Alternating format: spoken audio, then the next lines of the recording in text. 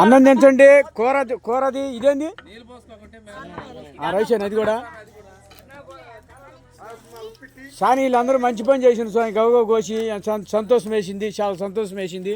వీళ్ళందరూ కూడా ముఖ్యంగా బాగా పని చేశారు స్వామి. ఈరోజు చాలా సంతోషం వేసిన ఒక వార్త. శివరాత్రి రోజు మనకు అందరికీ కడుపు నిండాలంటే అందరూ షరతు తీసుకొని వండితేనవుతుంది. ఆ షరతు తీసుకొని కట్టం చేసినారు వీళ్ళందరూ కూడా. చాలా భగవంతుడు ఎప్పుడు దీవించుగాక. ఓం నమ శివాయ.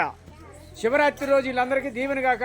నాయన వారు సంకల్పం ఇవ్వాలని మంచి మనస్ఫూర్తిగా డబ్బులు బాగా సంపాదించుకొని ఆనందంగా పోవాలి. వీళ్ళు ప్రతి ఒక్కరు కూడా బాగుండాలా.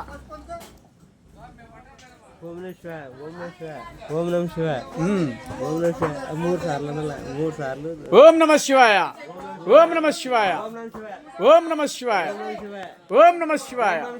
హర హర మహాదేవ, శంభో శంకర, హర హర మహాదేవ, హర హర మహాదేవ.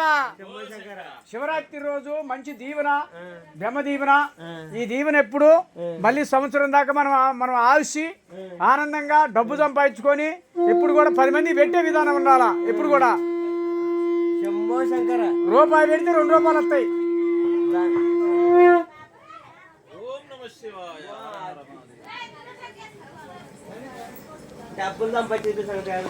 డబ్బు వస్తుంటుంది, పోతుంటుంది. కానీ ఒక మనిషికి ఒక విధానం కలగాలంటే, ఒక సంకల్పం కలగాలంటే